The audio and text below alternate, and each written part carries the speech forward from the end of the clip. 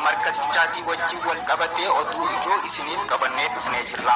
Egaa oduu kana qopheessee dhiheessaan istuudiyoo Maaya Qallootiin hagadhuma qophii teenyaa bashannanaa buhaaraan miira gammachuu waliif hiraa hagadhumaan waliin tura.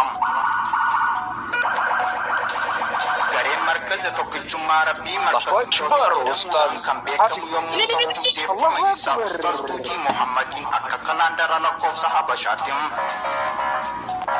برقم لما في كل جهة ككلاندر لقوس يسيتي برقم لما في دقمي أفر ككلاندر هجراتي مو برقم تكافي دبافوري في أفر كانهم دفع مدام الله أكبر مركزي tokkichummaa rabbii kun bara hundeeffame isaati jalqabee haga guyyaa arraantanaatti diin islaam barsiisuu fi babal'isuu irraa hara hin galfanneen oduu ijoo amma nu qaqqabeedha. Guyyaa gammachuu markazu toohid kana keessummoonni markazoota garaagaraa irraa dhuftanii hundummaan keessanuu anaa dhufuu isiniin jecha wantoota arraaf isin barbaachisu hundaa'u qopheessanii dhiheessanii jiraachuun qoma dhawachuun barattoonni Ustaaz Tuujii Muhammad simannaa keessummootaatiif haala mijeessanii jiraniiru. Allahu Akbar. Gosoota nyaataa fi dhugaatii irraa waan barbaadan ajajattanii argachuu ni dandeessanii.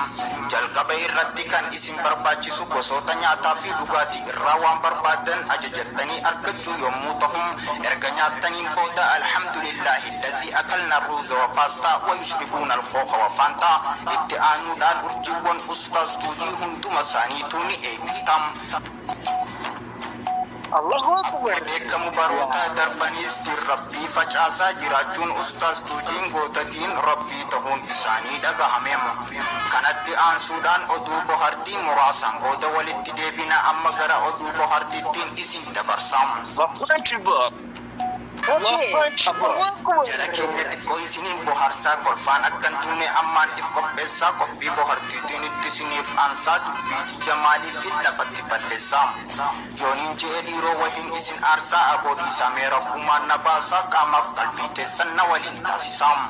Walfalmiin kaleessaa saahibboota lamaan obbo Kolfii obbo Koloo jidduutti godhame kana fakkaata ture.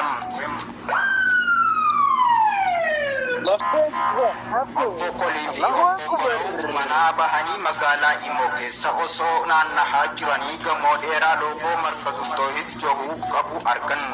Egaan gamoon kun akka malee waan dheeratuuf obbo Kol saahiba isaa Koloo gamoo dheeraa hamma kana gahu kana kan jaare nama hamma kana dheeratudha jedhanii. Obbo Kolowis bakkii kana kan jaare nama dheeraa osoo hin taane lafatti dalga dheeressanii jaaranii saniin booda ol qaban jedhanii. Jarri kun lamaa wal falmii isaanii kana osoo hin raawwatin walitti bu'iinsa uumanii obbo Kol saahiba isaa obbo Kolow irraa yaada isaan faallaa waan dhagaheef akka malee daldanee mataa isaa keessa rukutuudhaan sagalee Kolow jedhamu dhageessise. Obbo Kolowis irraa hin kafaladha jechuudhaan obbo Kol dhawee sagalee Kol jedhamu dhageessise. Rukuttaan jara lamaan jidduutti uumamu kun yeroo deddeebi'u sagalee Kolow jedhamu uumuudhaan magaalaa Imoo guutuu jeeqanii manneen akka garee jaalalaa fi kan kana fakkaatan keessaa jeequmsaan jeeqanii gara markaza tokkichummaa rabbii hawaasa bal'aa afeeruun isaanii dhagahamee jira.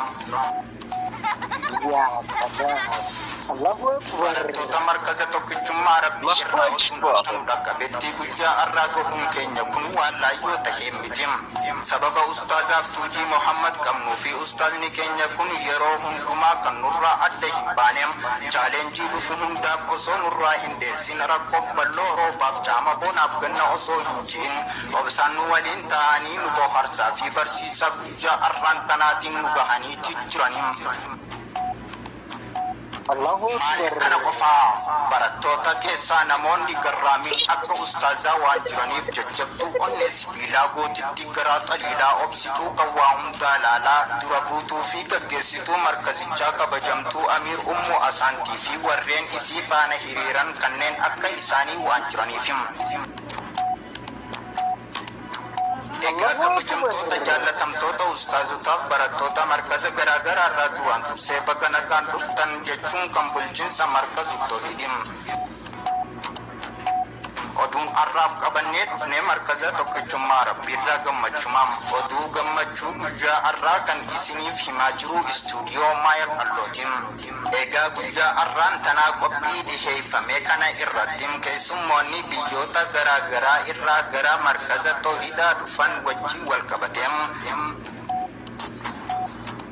gaafatamaan bulchiinsa markaza toohidaa qophii kana bifa bareedaadhaan kan qopheessan ta'uun dhagahameem egaa dhaggeeffattoota kabajamtoota keenya Itoophiyaa keessatti gammachuun markaza toohidaa hawaasa diinii irratti dammaqsaa jiraachuun isaa nu qaqqabeem. Allahu Akbar. Biyyoonni Afrikaa biyyoota lakkoofsaan guddaa ta'ullee keessattuu Itoophiyaan diinii kan isaanii dursite ta'uu keessattuu dubartoota Oromiyaa kan markaza toohidaa keessatti barachaadhaa jiran hundi isaaniitu sadarkaa eebbaarra kan jiran akka qabxiilee olaanaa galmeessisanii jiran jechuun dhagahameem. akkasumas hordoftoota keenya amiirota markaza toohidaa hundi isaaniitu hedduu qabsaawanii jiraniim keessattuu itti gaafatamtuun markaza tokkichummaa rabbii humnaa isaantii jechuun kan beekamtu lafee ispaayinaal koortii markazaaf kan taate ta'uun dhagahameem. Allahu Akbar. Ummi asaandiin biyya isii Oromiyaa yommuu ta'uu dhalattuu Arsiitii Arsumatti dhalattee Arsumatti guddatte nama ajaa'ibaa taatee markaza toohidaa asiin nuuf geessee jirti. akkasuma obboleettiin keenya amirri lammaffaadhaa addee Oromiyaa yookaan ummusiifuu jechuun kan beekamtu yommuu ta'u markazaaf qabsooftee jirti. Oromiyaan dhalattuu biyya Oromiyaa yommuu taatu Arsumatti dhalattee kan guddatte arra markaza toohidaa keessatti seenaa isin daleette seenaa guddaadha. obboleettiin keenya addee Sumayyaa jechuun kan beekamtu barattuu markaza toohidaa yommuu taatu amiira sadaffaa kan taate Sumayyaan dhalattuu Harargee yommuu taatu achumatti guddatte guyyaa arraa biyya ambaa jiraachuu wajjin diin markaza toohidaa barachaa osoo jirtu wanni isin diiniif taate waan guddaadha. obboleettii teenya addee Aishaa Kadiir fi Khadijaa fi Dr. Zakir dhaloonni isaanii Oromiyaatti dhalatanii kan guddatan yommuu ta'u gara tokkoonis manguddoo markaza toohidaa ta'uun isaanii gara tokkoonis poolisii markaza toohidaa ta'uudhaan kan beekamu egaa walumaa galatti barattoota Ustaaz Tuujii Muhammad hundi isaaniitu iddoon dhaloota isaanii Oromiyaa bal'oo biyya jiituudha. Allahu Akbar. egaa seenaa markaza toohid keessatti isaan dalagan yoomiyyuu isaan dagattu markaza akkam bareechuudhaan yeroo mufiin dhufees wal gorsaa ta'u bira tarkaanfachaa jazaan keessa